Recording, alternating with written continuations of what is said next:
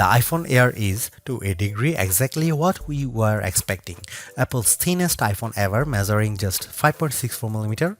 It feels light, balanced, and durable thanks to a grade 5 titanium frame and ceramic shield glass. In the hand, it is sleek and refined. I have been using my sky blue unit for a week now and it is still turning heads. The 6.5-inch Super Retina XDR OLED display is excellent.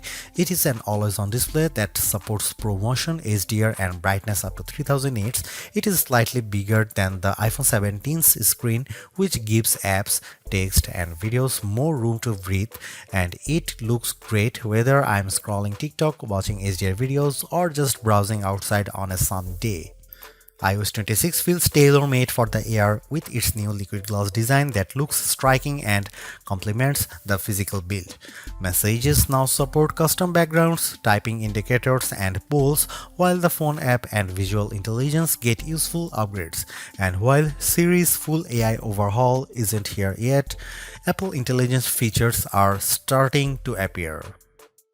The biggest trade-off comes with the camera setup. There is just a single 48-megapixel camera lens on the rear of the phone. It produces sharp, natural-looking photos and impressive portraits, but you will miss the flexibility of a telephoto or ultra-wide if you are used to them. The selfie camera is excellent too. The Apple's center stage smarts for automatic, wide, and ultra-wide framing, and dual capture is genuinely fun.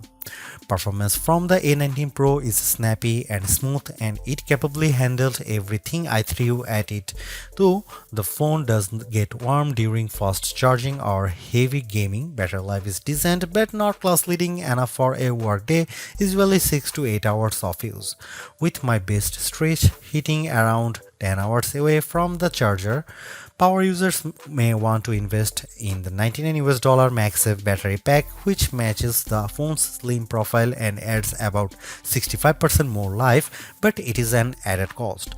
The iPhone Air isn't the best iPhone for photography or endurance, but as a design statement, it's a gem. It feels like the most exciting iPhone Apple has released in years, and while it costs more than the iPhone 17 with fewer cameras and shorter battery life, it delivers value in other key areas.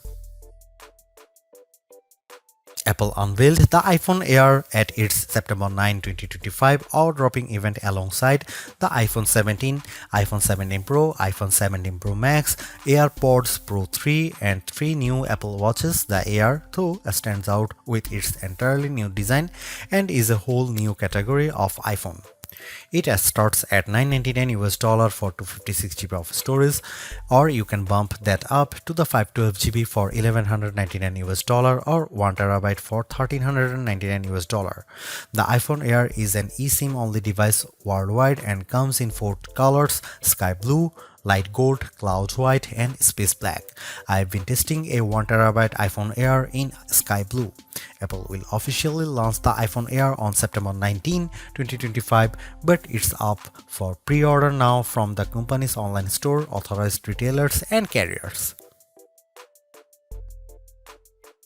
If you are following the Apple rumor cycle, we were all expecting an ultra-thin iPhone to be released, one that would potentially go thinner than the iPhone 6 or 6 Plus, be more stunning than the iPhone X, and offer a truly refreshed look and feel for the iPhone. The launch event's awe-dropping tagline set the bar high, and the iPhone Air cleared it with room to spare. It's not the first ultra-thin phone. The Galaxy S25 Edge measures in at 5.8mm, but it still feels as stunning, sleek, and sexy in my hand right now after living with it for a week as it did during my brief hands-on session following the launch event. It feels as exciting as the iPhone X in that it might give us the playbook for the modern iPhone going forward, or at least show us one half of the purportedly incoming foldable iPhone. The photos released by Apple and even those shot by me for this review only do it partial justice. The iPhone Air is the best representation yet of Apple's vision for an iPhone that's just glass. It weighs in at just 5.82 ounces or 165 grams, fully justifying the Air moniker. Much like the iPhone 17 or even Pro Max, it feels balanced, not too top heavy, not too bottom heavy. It's Goldilocks ergonomics. I don't know if I'd quite call it eye-dropping, but the thinness is the part that gets people excited. At its thinnest, the iPhone Air is 5.64mm or 0.22 inches, and the plateau only jutes out of a bit more.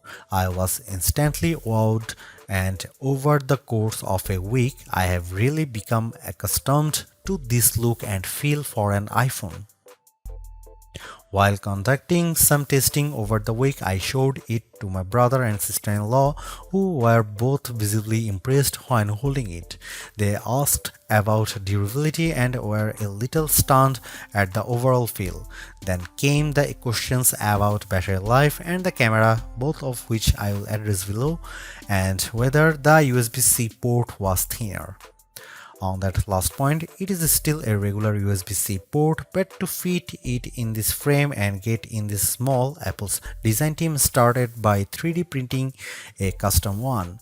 And given how thin this phone had to be, Apple went back to grade 5 titanium for the shell and sides of the device. To further enhance the looks, it has a polished finish. My sky blue review handset is different from the MacBook Air and iPad Air colors of the same name. It is a bit lighter and pastel-like. I really like it, and the Air also comes in light gold, space black and cloud white. While the innermost layer of the iPhone Air sandwich is made of that strong titanium, which can bend slightly under pressure but is designed to spring back, it's topped and bottomed with glass and glass ceramic, specifically ceramic shield 2 on the front and a ceramic shield on the back. The rear, like the iPhone 17, is mostly frosted matte glass, while the top bump gets the glossy finish. Apple says the Air is 3 times more scratch resistant on the front, so I've still been careful sliding this in and out of my front or rear jeans pockets, and the back is 4 times more crack resistant. It also has the same IP68 rating for resistance to dust and water as the iPhone 17, 17 Pro and 17 Pro Max. It survived a light drizzle shortly after I unboxed it in Apple Park. The weather's been wet in my home state of Jersey, and the Air has shown no issues when being used in rain or surviving a dunk test. Even given the extreme thinness here, you still get the usual buttons you would expect on an iPhone. Camera control has been redesigned to live on the right hand side, and it's slightly thinner but about the same length as on other iPhones. The power or sleep button sits slightly higher on this side, with the action button, volume up and volume down on the left. The main mono speaker lives at the top of some microphones, and there are 2 other microphones either side of the USB-C port on the bottom. This design does, as mentioned, only leave room for a single camera and likely a smaller battery inside, but Apple has also dropped the SIM card slot worldwide and opted for eSIM to save some space. The iPhone Air is stunning, attracts a lot of admiring glances, and feels like biggest refresh in iPhone design we have seen in a while. Yes, it's the same key parts, just compressed, but in use it feels like the perfect showcase for iOS 26. If you are after Apple's best design this year, I think it is clearly the iPhone Air. For $999 US, it would be a little mean for Apple not to include promotion or always-on functionality here, and the iPhone Air supports both. As a whole, the screen is basically in line with those on the iPhone 17, 17 Pro or 17 Pro Max. The front of the iPhone Air is nearly all glass, except for a thin black bezel that turns into the sloped polished side. It's a 6.5-inch Super Retina XDR OLED display with a resolution of 2376 by 1260, which works out to 460 pixels per inch. It tops out at 3000 nits of brightness when needed, supports the white color P3 gamut and HDR, and features an anti-reflective coating. It also has the same dynamic island as the rest of the iPhone 17 line. In daily use, the display is really the main appeal here. On paper, it's 0.2 inches bigger diagonally than the iPhone 17 or 17 Pro, but it feels a bit more expensive. It offers more lines of text or a slightly expanded view when viewing a web page. Games or movies feel a little more like an event, and it offers a broad canvas for iOS 26. Lay two of these phones side by side and I think you'd have some idea of what Apple is planning to bring us with its long rumored folding iPhone, and it would look mightily impressive, but we are not quite there yet. And it's still smaller than the Pro Max. Colors looked punchy and vibrant, text was inky black and crisp, and it was a great display for daily use. I found that it got bright enough to battle the bright sunshine of California, the late summer sunshine of New Jersey and New York, as well as bright artificial lighting. I liked scrolling TikTok and Instagram Reels or watching a video on it, mainly thanks to the super smooth Pro Motion display. And iOS 26 with its liquid glass makeover looks fantastic here. This is where the compromises necessitated by the iPhone Air's unfeasibly thin design begin. The iPhone Air only features a single 48 megapixel fusion camera on the back. It can shoot at 1x, a sensor crop in 2x, or a maximum digital 10x, but the quality falls off noticeably with the latter. I'll cut to the chase here. If you are after the iPhone with the best cameras or even just some variety for shooting, this is probably not it. Here are some camera samples of the new iPhone Air.